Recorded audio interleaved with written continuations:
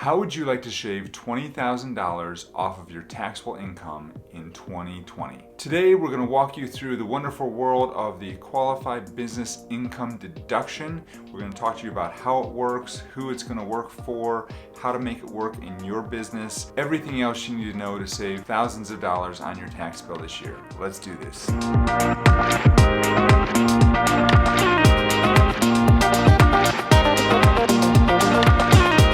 Hi, my name is Jim Hart. I'm the founding attorney here at Hawthorn Law, where we help online entrepreneurs and small business owners to get their legal house in order so that they can focus on what they do best, and that's build something that truly matters in the world.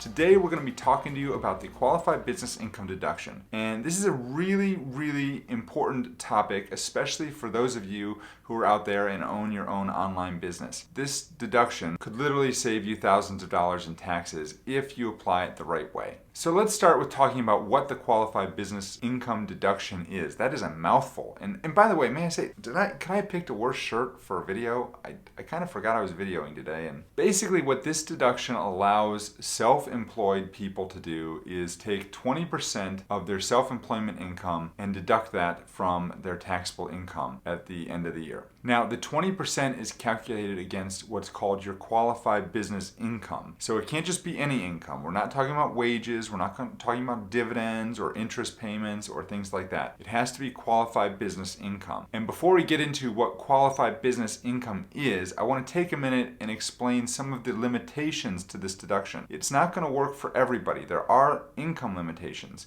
In 2019, the threshold income limit for a single filer was $160,700 and $321,400 if you were a joint filer. Now in 2020, those income limits are going to go up slightly to $163,300 if you are filing single, double that, or $326,600 if you're filing as a married filing jointly tax status. Now you may be wondering, I'm over those income limits, so how is this going to apply to me? If you're over those limits, there's going to be a complex set of rules. There's going to be a phase out period for certain businesses, and so it may or may not work for your business. So let's assume that you're underneath the threshold taxable income requirements. Who is this deduction going to work for? Well, basically, it's going to work for pass-through filers. What that means is you must have a business that generates income that flows through onto your personal tax return, and that is going to be the qualified business income. And we're going to talk more about that here in just a second. I'm going to give you the definition. In case you're wondering what a pass-through filer is,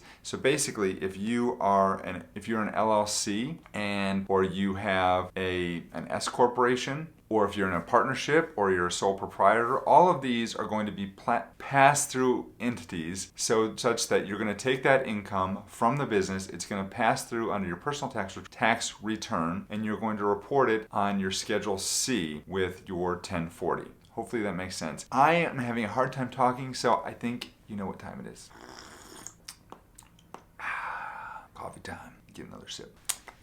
Hopefully that'll help a little bit. So notice that this income deduction is not actually going to work if you are a C corporation. So that is another reason why you may not want to use a C corporation as your choice of business entity, because that is not a flow-through business. A C corporation is going to file its own separate tax return. It's going to pay its own separate tax bill. You can take money out as dividends or salary, but notice both of those things are exempt from the qualified business income deduction. So let's talk about what is qualified business income. And there's actually a definition that the IRS gives us, and here it is. The net amount of qualified items of income, gain, deduction, and loss with respect to any trade or business. So what does that mean anyway? That's like legal mumbo.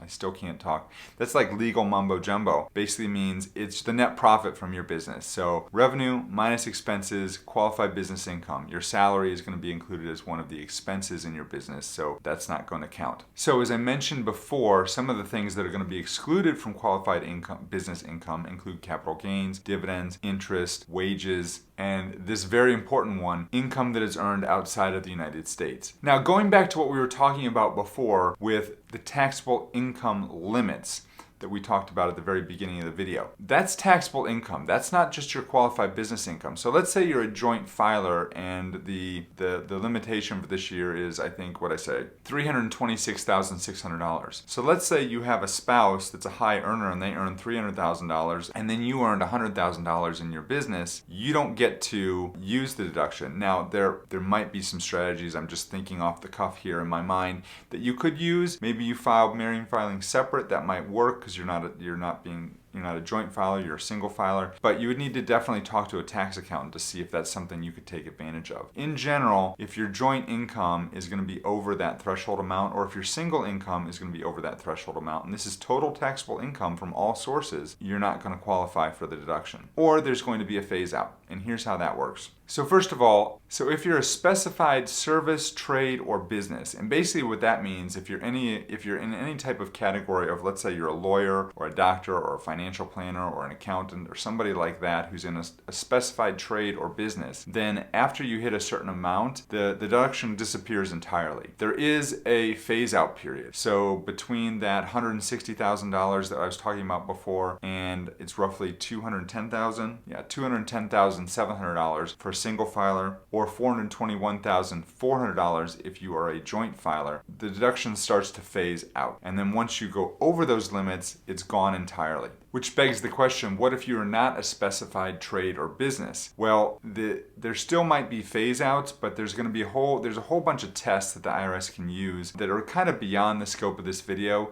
that will determine to what extent you can take that deduction. For those of you watching this video, this is really meant to just really clue you in that this deduction exists. I want you to understand that if you're underneath those threshold limits, that you can take this deduction. It's a big tax advantage for you that you need to be thinking about this year. It's also something that you need to think about in conjunction with when or if you decide to take an s-corp election tax status for your business, which I've talked about in a previous video, because there can be some definite tax strategies that surround how you're going to take this deduction, when you're going to take this deduction, and how much of this deduction you're actually going to qualify for. So you're definitely going to want to get with an accountant or tax professional, tax lawyer, and talk about these issues and work through your own personal situation to see whether or not this is something that you can take advantage of in 2020. So hopefully that makes sense to you. If this is a deduction that you plan on using in your business, please make sure to comment below in the comments and let me know what your thoughts are on this deduction, if this is something that you can actually use in your business, because that is kind of cool. I think this is a great thing. There were not a lot that I loved about the Tax Cut and Jobs Act of 2017 or whenever it came into effect, but this is one that definitely is going to provide some benefit to small business owners. Now, you do need to understand this tax benefit will go away if it's not renewed, I think in 2025. So it's only here for a limited time. You got to take advantage of it now while we have the opportunity. As always, don't forget to like, comment, subscribe,